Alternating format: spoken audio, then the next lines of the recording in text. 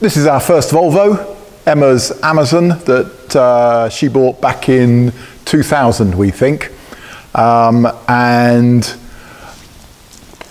the overdrive's just let go. So I'm just going to take the opportunity now to illustrate how to replace the clutch on the B18 B20 engine. So, without talking about it any further, let's just go and do the job. As you can see, I've already taken the gearbox out.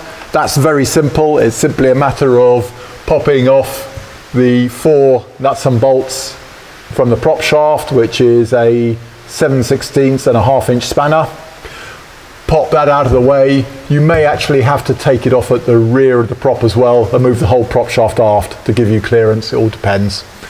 And then